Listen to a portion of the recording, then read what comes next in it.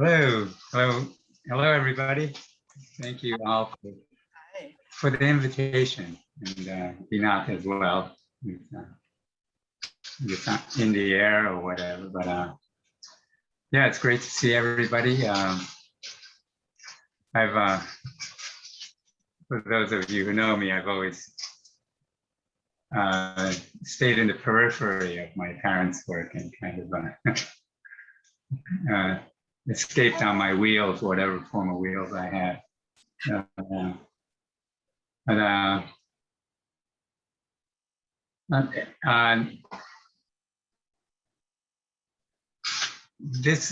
What I present or what I'm presenting is an invitation to look at what does it mean to be human?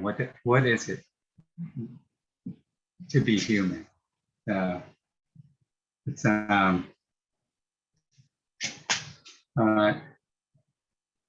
So to begin with,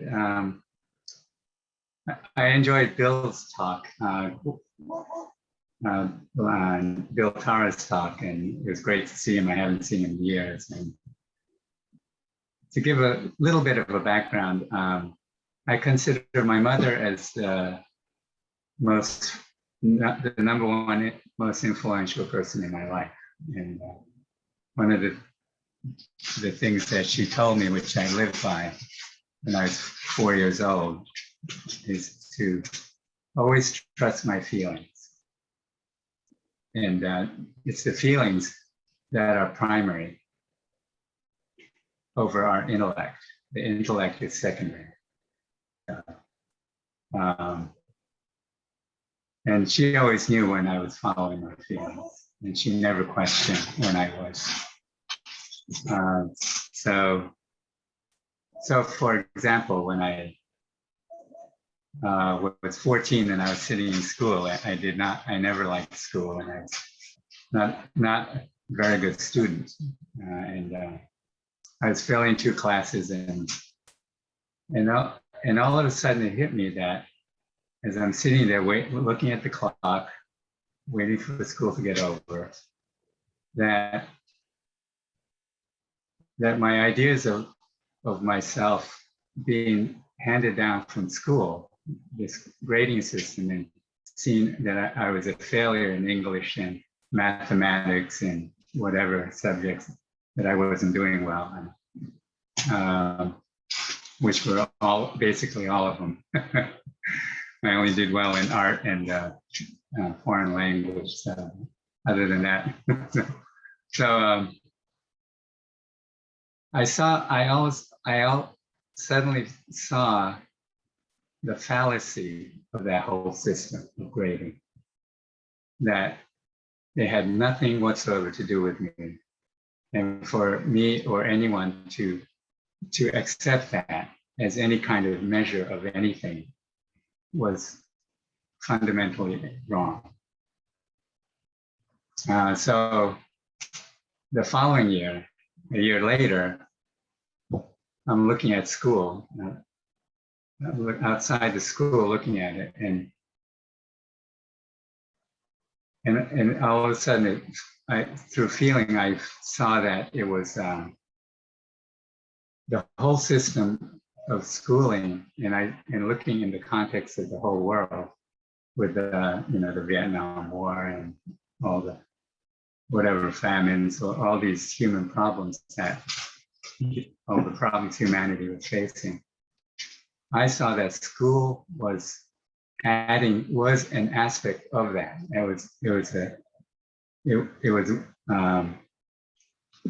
That nothing in school was a solution or to that. And so watching the kids scurrying, and the faculty scurrying around, getting ready for the day, and the kids all arriving at school, I saw it was not a place I wanted to be. So I turned around and went home.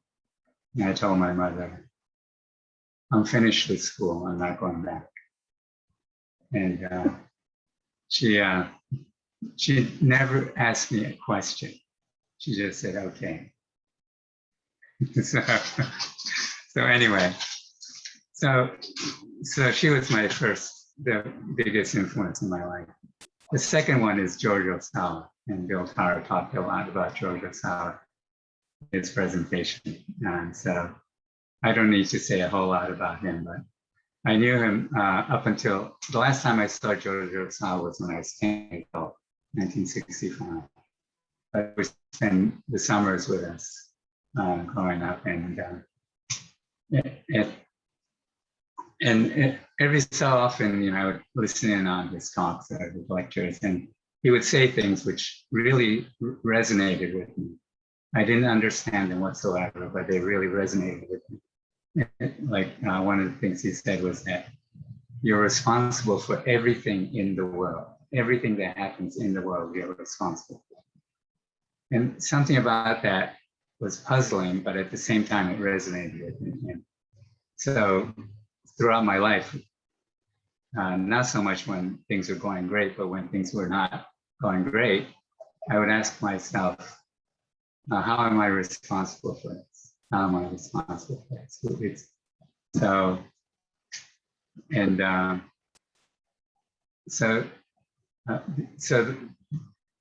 there are a number of things like that George Ohsawa said. One thing he pointed out was that we don't know what thinking is. Most humans don't think, and we don't know what thinking is. I would look at that from time to time throughout my life. And anyway, so in 2002, to make a long story short, I started having a series of epiphanies.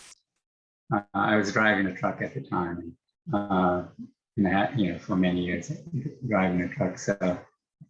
So while driving a truck, I started having a series of epiphanies, insights, and eventually,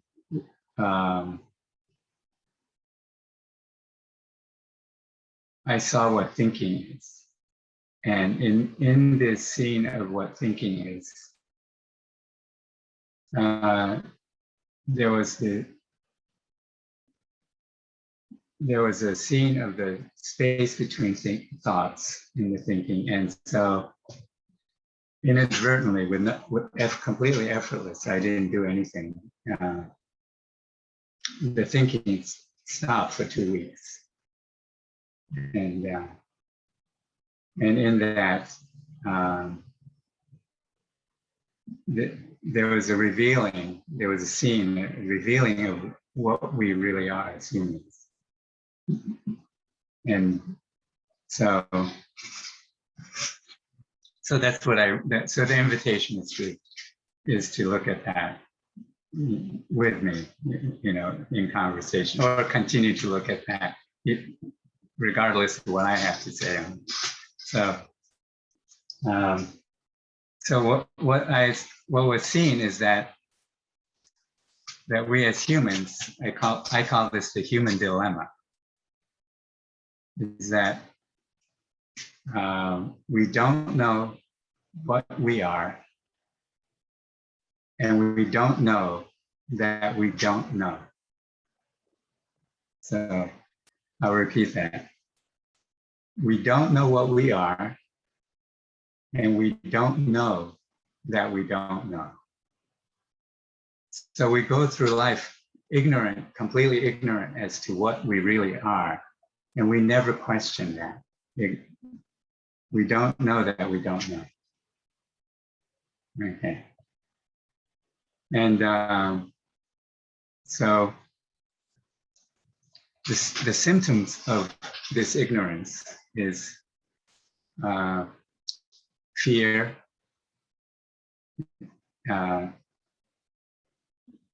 so if there's fear in one's life, or fear shows up time to time, whatever, in one's life, when there's a groundedness in what our true nature is, there's fear just never shows up. sorrow. Sorrow is a symptom of not knowing. Suffering, problems, attachments. Uh, uh, so lack of meaning, lack of searching for meaning, lack of purpose. These are just symptoms of our ignorance. And there's nothing wrong with any of that. Okay. As a matter of fact, seeing the world in terms of right and wrong, good and evil is, and thinking that is actual, is one of the symptoms of not knowing what our true nature is. So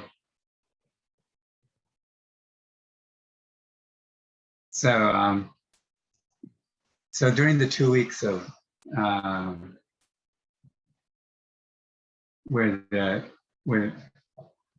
was no thinking, where the chatter and the thinking, it completely ended.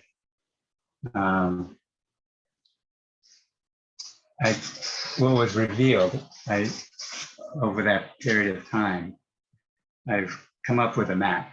I drew a map of what we are as a human being. So, okay, one more thing. What I saw is I saw that we as because of our ignorance, we're not human beings at all. We operate as human doings. Okay, not beings. We're completely ignorant of our true nature and our being. So we go through life as human doing. So we're identifying constantly with what we're doing. And we're always looking to see what should I do? What am I supposed to do? The focus is on doing. So that's another symptom of our ignorance. So anyway, so during the 2 weeks, I came up with this. What was revealed to me and I drew a map of what the human being is. I call it the human onion map. I don't know if I don't have a posh presentation like Bill did with me. So, but it's just a series of circles. Okay, so our core being, our core is infinite. Every one of you, what you are at the very core of your being is infinite. And it, whether you know it or not, that is really what we are at our core. Okay, from that, so like my dad, I'd listened to many of his talks, and he would say, like, we come from infinity and we go back to infinity. So what he didn't, I'm not saying he didn't know, but what I would say is no, we never left the infinite. We are the infinite metaphor. And this was revealed directly, revealed, not conceptually. So the next layer out is vibration. Next layer. Then the layer out from that is light. And then the next layer out is resonance, what I call resonance. And then the next layer out is feelings. So our physical, our body is the one that tunes into this feeling layer. And then next layer out is conceptual. Conceptual layer, and then the next layer out is imagination. Okay. Or what I put, actually I called it creation on this map. Creation. So I've never been religious or spiritual or anything. That was never anything that I was interested in. I enjoy reading, so I'd go to Barnes and Nobles, and one of my favorite stores. And prior to this being revealed, is I would go into Barnes and Nobles, and I would always go into the self-help section. That was, that was my go-to section. I was wanted to read about how to improve myself, how to improve my relationships, how to be successful. That was my focus until 2005. Then I have, in the revealing of this, I've never stepped foot in the self-help section again. It's completely lost any interest in that.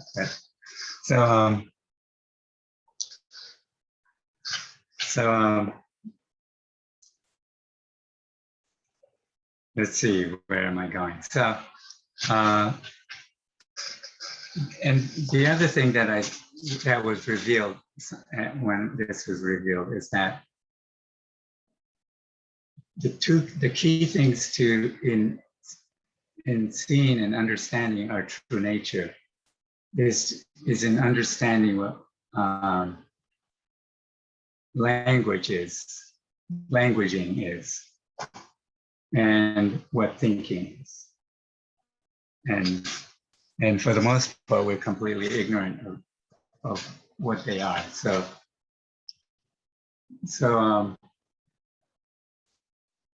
the languaging, well, referring to this onion map, most of our attention is in the conceptual layer. Okay. And then, so what was occurring is all the attention, when the thinking ended, the attention started moving towards the center of this onion. And the next layer is feeling, then resonance. And so over the 2 weeks, the attention moved into the core and then back out. So, and I saw that as the attention was moving out, that it's through languaging that our reality is created, that our existence is created. And so I was watching a game show with my son soon after that, and there was a question being asked of the participant. What is the book, King James version of Book of John, or something like that? And the person said, "Oh, in the beginning was the Word," and the Word was with God, and the Word is God, or something like that. I don't know the quote personally, but then I said, turned to my son and said, "Hey, listen to that. That's what I'm attempting to share with people."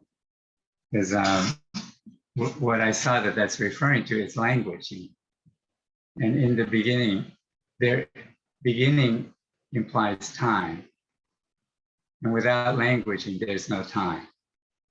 Time only exists because languaging creates time.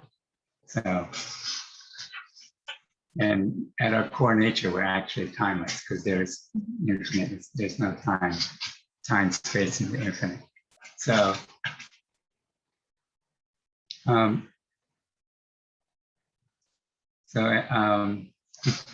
anyway, so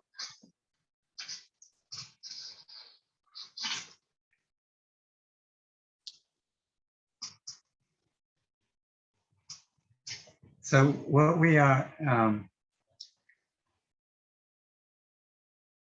what we are as human beings, there's a natural maturing of in the physical realm. There's a beginning and an ending of all the forms. Anything that's physical is always temporary. So if we look at a plant, it grows from the soil, from the seed, and out and sprouts, and the eventual maturation of the plant is for it to flower, produce seed, and then that form dies. So humans are no different, and so in the scene of this, I saw that that the fundamental purpose of being human is one, to play. We're here to play. We're not here to work. We as humans are not designed for working. Actually, it's contrary to our design. It subverts our design as human beings, and to flower, completely flower as human beings. So, and the flowering occurs in the area of creation. And so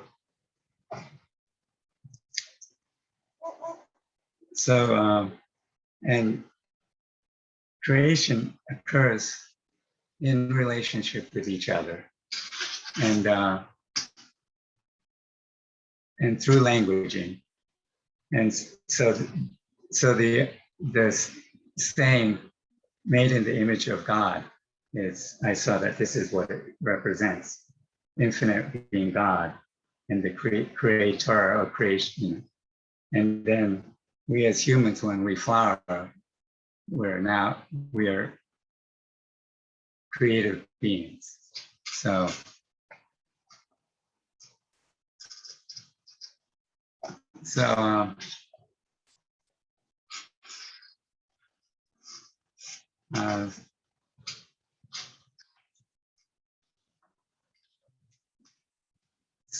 what one of the major symptoms of not knowing our true nature is that something that Bill touched on when he was mentioned about elephants in his presentation. I'll tell you a brief story. I had a good friend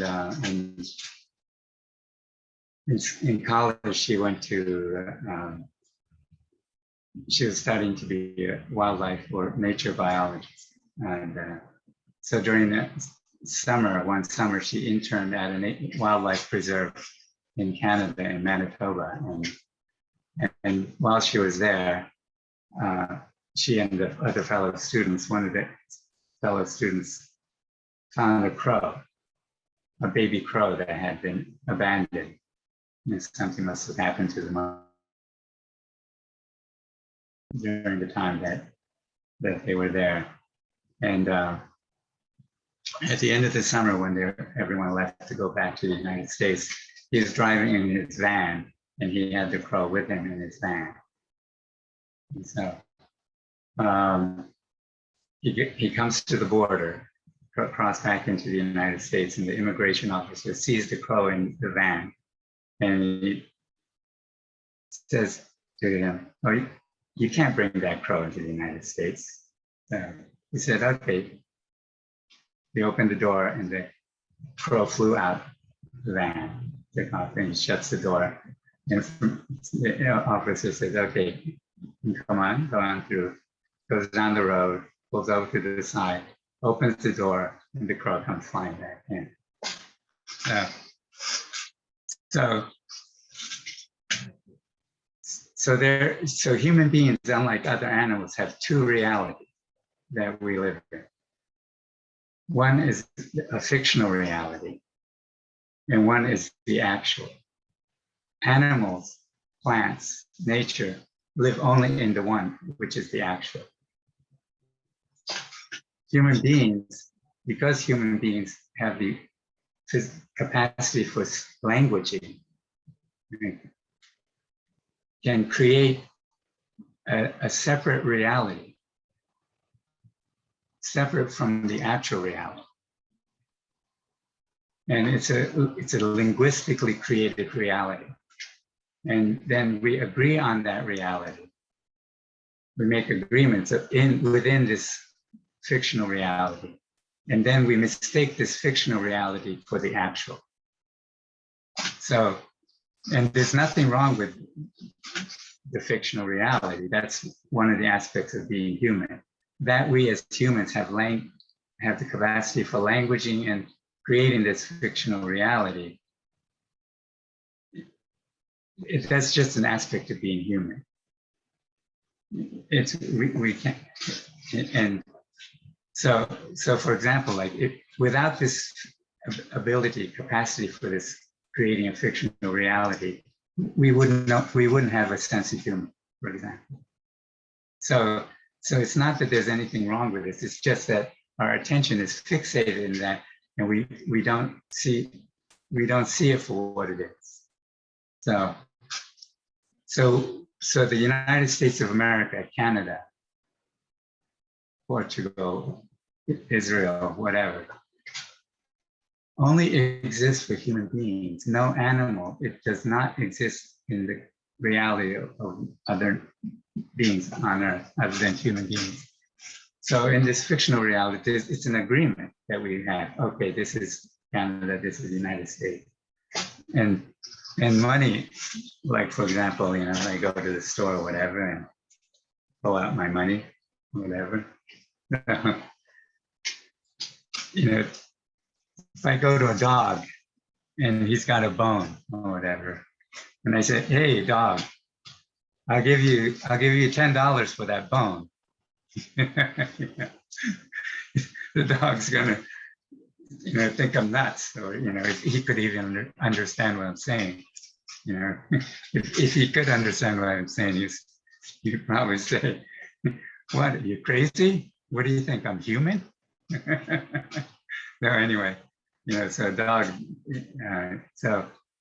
So here again, there's nothing wrong with the fact that we use these pieces of paper and agree that there's a value to these pieces of paper, but it only exists for human beings, and the pieces of paper in and of itself, there's no inherent value in it. The value in it is an agreement. It's fictional. It's not actual. So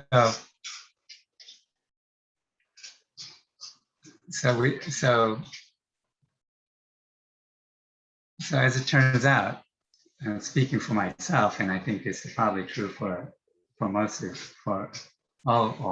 you, is that 90% of what I thought was real only exists in the fictional reality, not the actual. Okay. So as human doings, our attention is fixated in this conceptual. This is where the fictional reality exists, in the conceptual layer. And because we don't know that we can't discern that distinction between the fictional and the actual, which when we're in the feeling layer, when the attention is in the feeling layer, that's when we're connected to the actual layer. And in the conceptual layer is the fictional. Now, here again, nothing wrong with it. When in the flowering of humanity, the energy flows from the infinite. Well, it's always doing this anyway. It's flowing out and then back.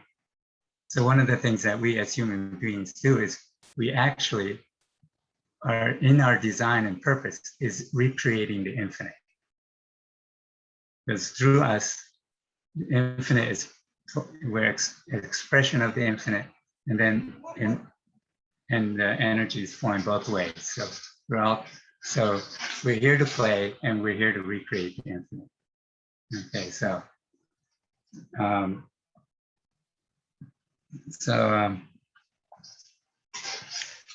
another thing that was revealed is that there's no time space in in the core. Well, let me put it this way. The conceptual layer is where time is created. Time is created in the conceptual layer. Only humans exist in time. No animals exist in time. Only humans. And so past, present, future, cause and effect. Only humans think in terms of cause and effect, because only humans live in time.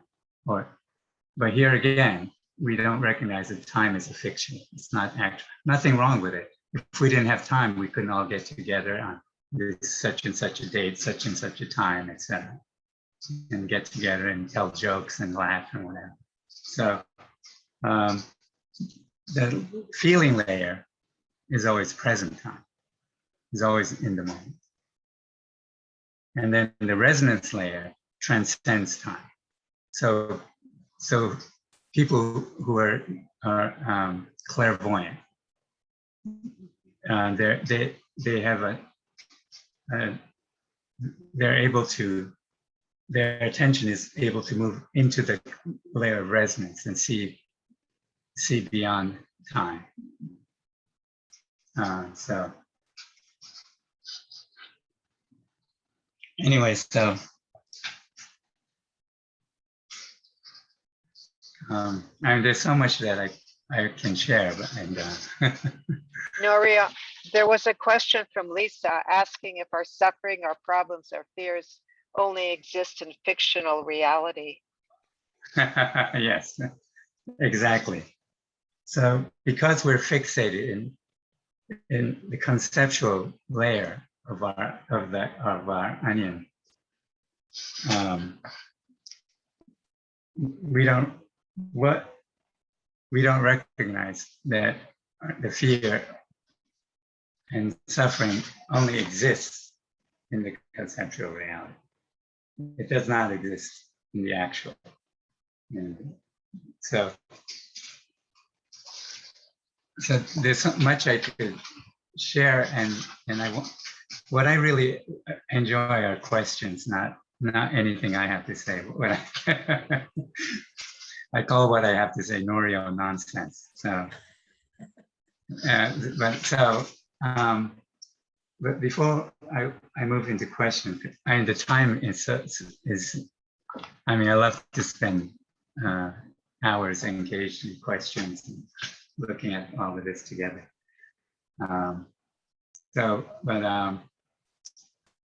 What occurs is when the infant is born.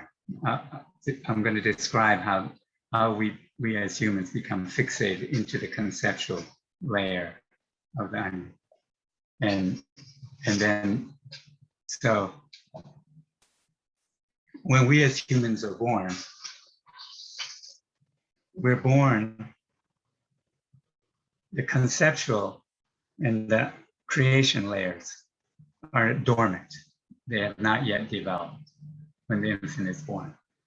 Okay, so now, so when the infant grows and becomes a toddler and begins to speak, learns speaking through its parents and other humans that the child is, the infant, the toddler is interacting with, that's what activates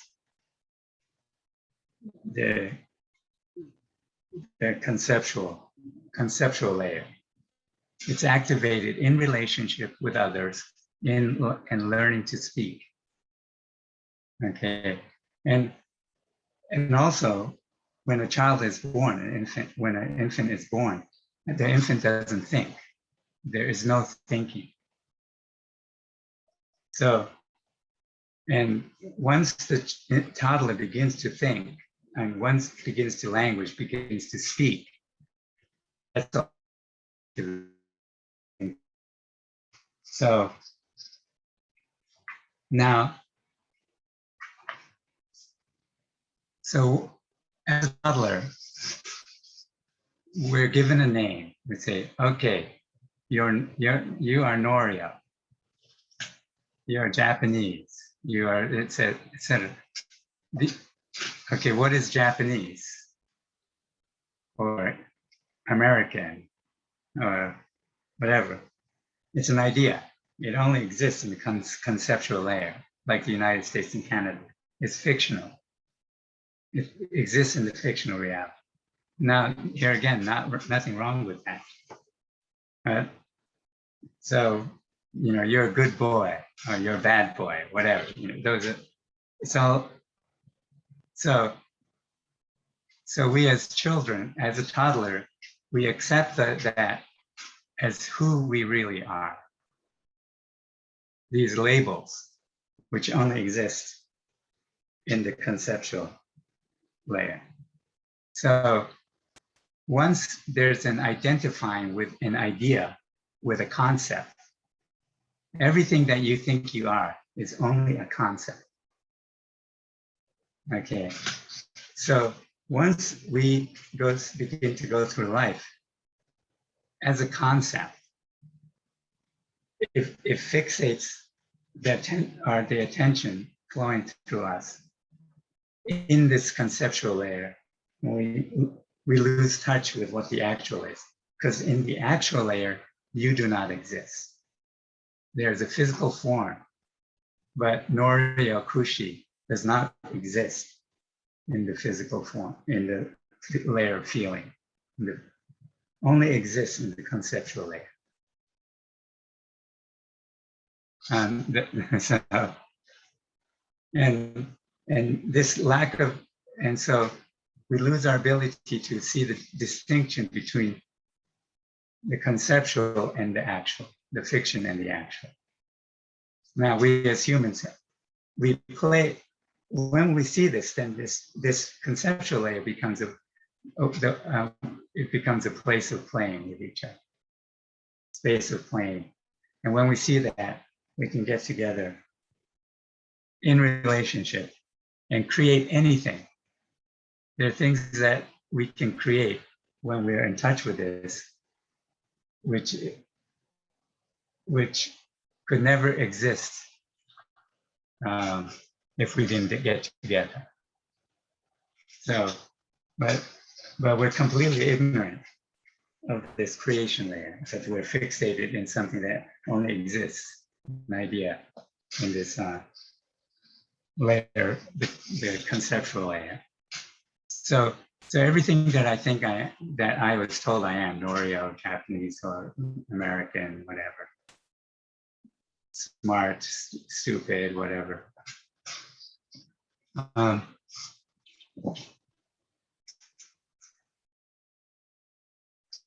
ideas that exist before I was born. It exists.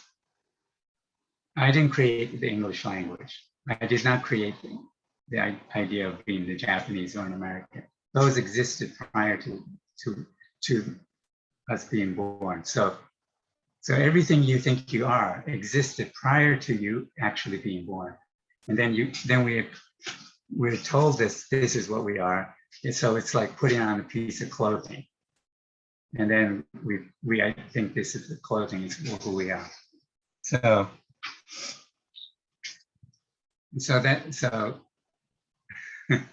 I'll end it there, because I really want to, hear from other people what questions you might have. See if we can, in our limited time, we can look at this. So thank you very much. I really appreciate it. And to wrap it up, bring it back to George Ohsawa. This, I really feel that this is really what George Ohsawa is pointing to. This is something I feel he really understood. But there's no way to know that. Just another idea. Anyway, thank you, everybody, and yes, please ask me any questions. Go ahead, Carol. You could go ahead and ask. Great. Yeah, thanks, Norio. That yeah. You just touched on so many, I think, really fundamental things, and as a conversation about thinking.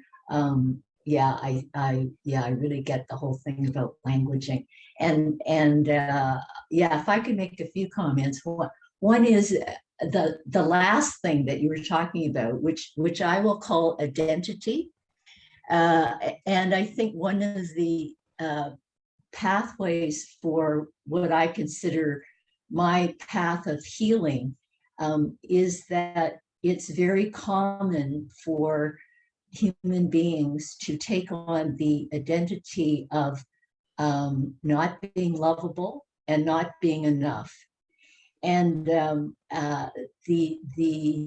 sense of healing and removing that identity is what's important to me, because I think it links to something else that you were talking about, and that our true nature is expressing and letting the energy of the universe work through us.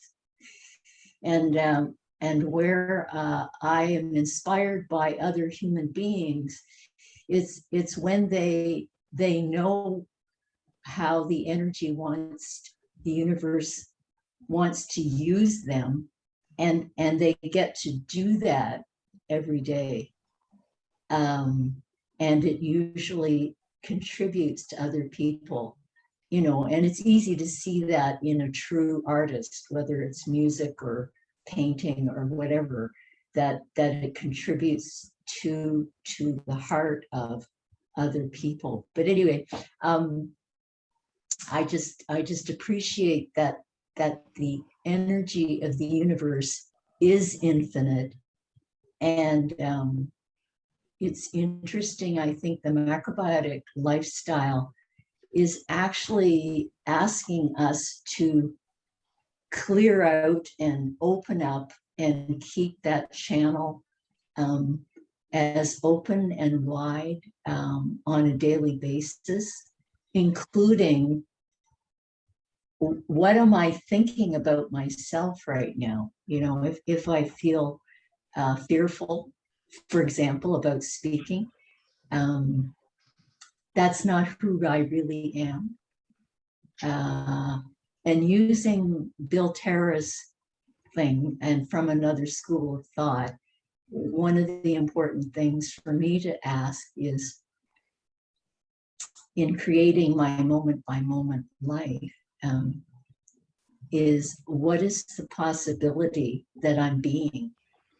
So if I create that today, I am the possibility of love, or I am the possibility of contribution, or I am the possibility of service, that allows me to tap into my true nature, which I think we all share. We actually are all the possibility of love and kindness and patience and whatever wonderful energy there is available to us. Anyway. Okay. Well, yeah. Thank you, Carol. Yeah. Yeah. Thanks for your comments. I wanted to mention a couple of things. Number one is that, we're already whole and complete. The word health and whole is one and the same, and we're already always at home in the world. So, and the one other thing I can absolutely tell and guarantee 100% to all of you is that none of you have done a thing wrong in your entire life. You've never done a damn thing wrong. So, the idea of doing something wrong is only in the conceptual. There's no, but thank you, Carol. Nori, can I speak? Yes. Okay, so Nori, I was at David Sneaker's house one day, and you came with a guitar that did multiple things. So I remember you sitting next to me and singing, and it was interesting. So here we are again. So thank you for that wonderful talk, and a lot to contemplate. And I have to say, what do you think? I was listening today about your dad your brother had posted on YouTube about the 9-star chi and how that fits into this. So it's energies, and we gravitate. When we were born, our energy basically can be a certain energy, act as if it in the fashion of a certain energy. Any comments on that? So, I'm sorry, what was your question about? Yeah, are you familiar? Yeah, with the 9-star chi. It sounds Yeah, I like think- studying lately. Yeah. Yeah, I think things are useful. It's like this is a map, but the map is not the actual. Mhm. You know, the map is not the territory. You know, so the conceptual is not the actual. So, however, you know, we want to use the conceptual to represent as closely as possible the actual. And so much of the conceptual in our world does not represent the actual. You know, so the 9-star key is a map, and it points to certain aspects of energy, the play of energy and stuff. So the infinite and the awareness, the space in which everything is occurring in, is unconditional love, and the energy that consciousness is moving from the infinite out and back into the infinite is infinite intelligence.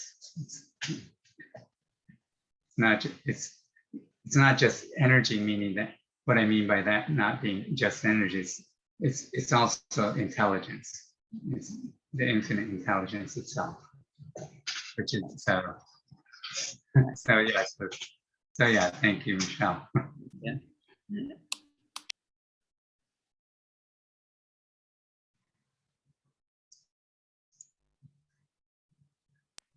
Sharon, you're muted.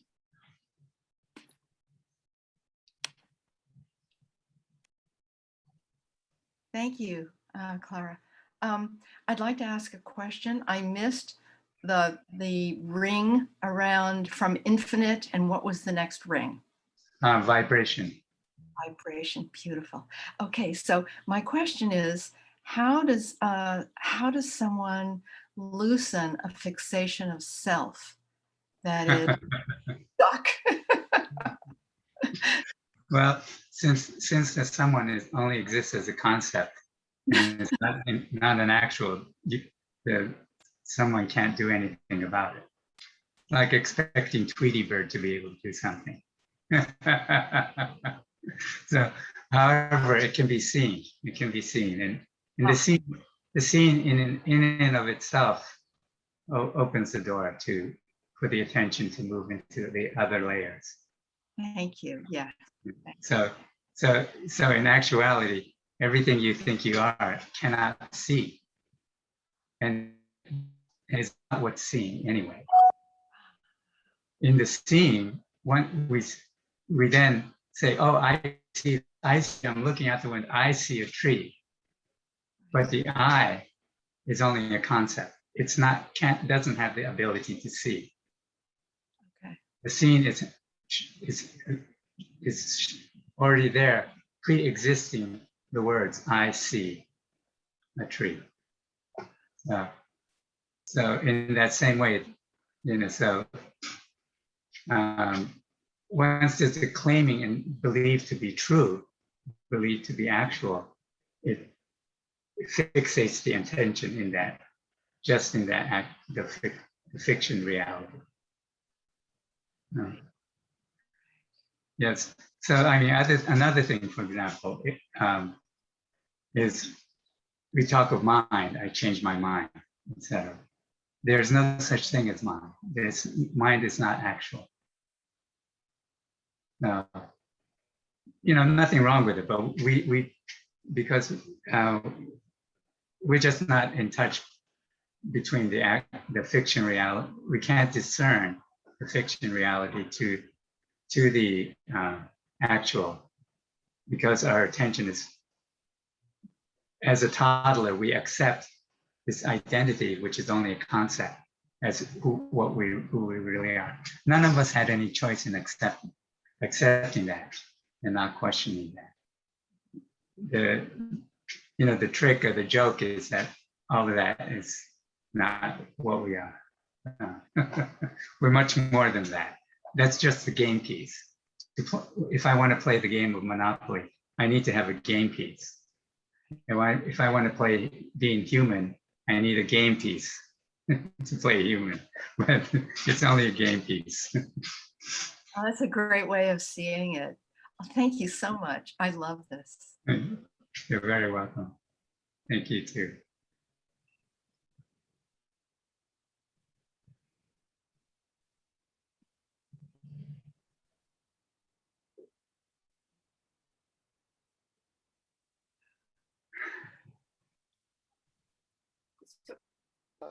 Timothy had a question in the chat.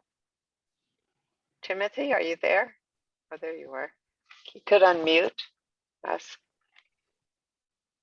Oh, I just wondered if can people like in suits and ties? I mean, your father always impressed me, always in a suit and tie, but still go through life just playing and enjoying, and have a job that's serious but still be playing. And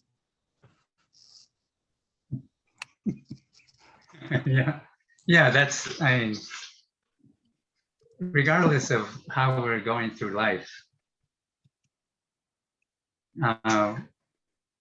we're playing. We are playing, and even if it appears destructive and all that, it's still playing. And we do identifying with the concept of a separate me, and fixated on that and thinking that that's the actual. We take it seriously, and we interpret life, and in taking it seriously, we interpret life as effort and struggle, doing, and in the end, it's all play. Nothing wrong with that. It's just great to see the joke that it's all just play.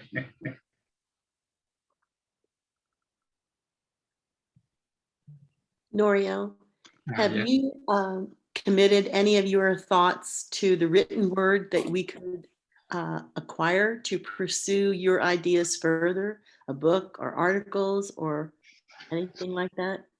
Well, a close friend of mine is Stephen Earle. He wrote a book,